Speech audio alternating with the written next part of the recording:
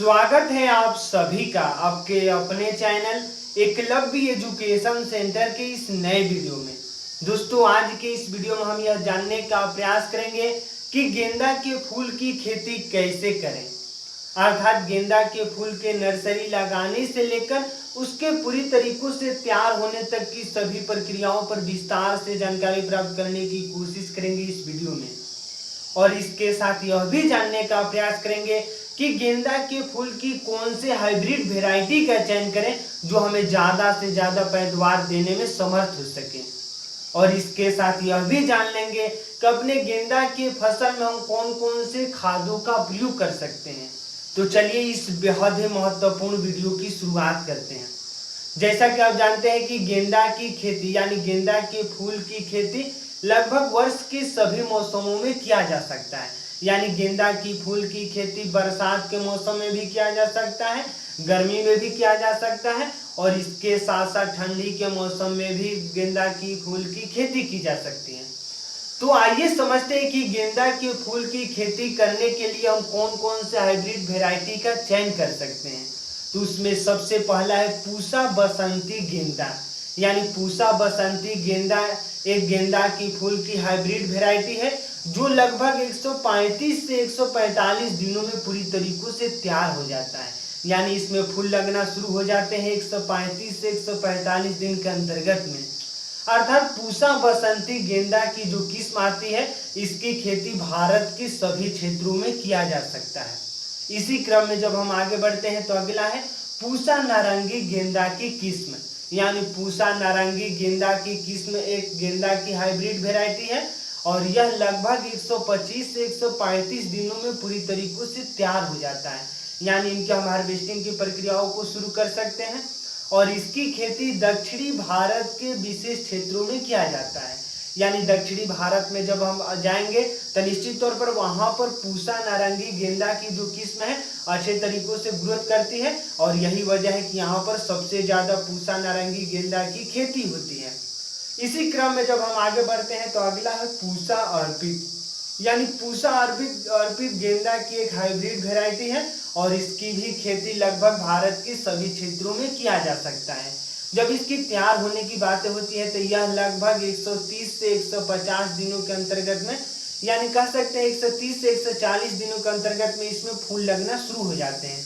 यानी पूसा अर्पित की अगर खेती करते हैं गेंदा की फसल के रूप में तो निश्चित तौर पर 130 से 140 दिन के अंतर्गत में हम इससे लाभ प्राप्त करना शुरू कर सकते हैं। और इसी क्रम में अगला है इंडस यूएस येलो 99। यानी Indus US yellow 99 F1 hybrid गेंदा की एक हाइब्रिड वेराइटी है। एक बार हम पुनः बता रहे हैं, इंडस यूएस येलो 99 यानी Indus US yellow 99 F1 hybrid एक गेंदा की हाइब्रिड वेराइटी है जिसकी खेती मुख्यतः उत्तर प्रदेश, बिहार जैसे राज्यों में ज्यादातर की जाती है। यानी अगर उत्तर प्रदेश, बिहार जैसे क्षेत्रों से संबंध रखते हैं तो निश्चित तौर पर इंडस यूएस येलो 99 की अगर खेती करते हैं तो आपको ज्यादा से ज्यादा लाभ देखने को मिल सकता है। इसी क्रम में अगला है जेंटेक्स स्प्लेंडर। यानी जेंटेक्स स्प्लेंडर GN 521। यानी Gentex Splendor GN 521 F1 hybrid variety है गेंदा की और इसकी भी खेती लगभग उत्तर प्रदेश, बिहार जैसे क्षेत्रों में ज्यादातर की जाती है। तो इस तरह से आपके सामने 5 ऑप्शंस मौजूद है गेंदा की खेती करने के लिए हाइब्रिड के रूप में। यानी अगर इन 5 हाइब्रिड वेराइटी में से किसी एक का चयन करते हैं और खेती करते हैं तो निश्चित तौर पर आपको ज्यादा से ज्यादा लाभ देखने को मिल सकता है। और किसान यही सोचते हैं कि हम कम समय में ज्यादा से ज्यादा लाभ प्राप्त कैसे कर सकें। तो अगर इनमें से किसी एक का चयन करते हैं तो निश्चित तौर पर 135 से 140 दिन के अंतर्गत में आप ज्यादा से ज्यादा लाभ प्राप्त कर सकते हैं। अब आइए समझते हैं कि आखिर गेंदा की फसल की हम खेती कैसे करें। तो गेंदा की खेती करने से पहले यह बेहद महत्वपूर्ण हो जाता है कि हमें पहले नर्सरी लगाना होता है। यानी गेंदा की फूल की खेती करने से पहले हमें नर्सरी को तैयार करना होता है और नर्सरी हमें उस स्थान पर लगाना चाहिए, यानी उस मिट्टी में लगाना चाहिए जिस मिट्टी का pH मान 5 से लेकर 7 के बीच में हो। यानी अगर किसी मिट्टी का pH मान 5 से लेकर 7 के बीच में रहता है और वहां पर गेंदा की फूल की नर्सरी लगाते हैं तो निश्चित तौर पर जो हमारा गेंदा की फूल की नर्सरी है अच्छे तरीकों से ग्रोथ करेगा और उसमें ज़्यादा से ज़्यादा हमें ग्रोथ देखने को मिल सकते हैं और इसके साथ वो भी हरियाली भी देखने को मिल सकती है। तो इस तरह से हम इसका प्रयोग कर सकते हैं। और उसके साथ साथ यानी गेंदा की जब हम नर्सरी लगाने के बारे में सोच रहे हैं तो वहां पर हमें सड़े हुए गोबर का खाद निश्चित तौर पर प्रयोग करना है, क्योंकि अगर सड़े हुए गोबर का खाद प्रयोग करते हैं या वर्मी कंपोस्ट का प्रयोग करते हैं तो निश्चित तौर पर हमारा जो गेंदा की फूल की जो नर्सरी है वह अच्छे तरीकों से ग्रोथ करेगा, वह सभी लगभग सभी प्रकार के पोषक तत्वों को प्राप्त करने में सफल हो सकता है। अगर इन तमाम प्रयोगों को कर कर नर्सरी लगाते हैं गेंदा की फूल की तो निश्चित तौर पर आपकी नर्सरी अच्छे तरीकों से ग्रोथ कर सकेगी। इसके साथ साथ अगला बेहद ही महत्वपूर्ण है कि जब हमारा नर्सरी तैयार हो जाए तो हम गेंदा की फूल की खेती कहाँ कर सकते हैं और उसमें हम कौन कौन से खादों का प्रयोग कर सकते हैं। तो गेंदा की फूल की खेती हम बलुई दोमट मिट्टी में अगर करते हैं तो निश्चित तौर पर हमें ज़्यादा से ज़्यादा लाभ देखने को मिल सकता है।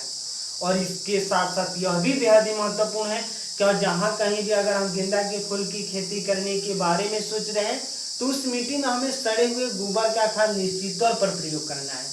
और इसके साथ साथ जैसे ही हमारे गेंदा का फूल में जड़ लगना शुरू हो जाए यानी लगभग 1 महीने बाद वर्मी कंपोस्ट या गोबर की खाद लगभग 20 से 25 दिन में एक बार जरूर डालें।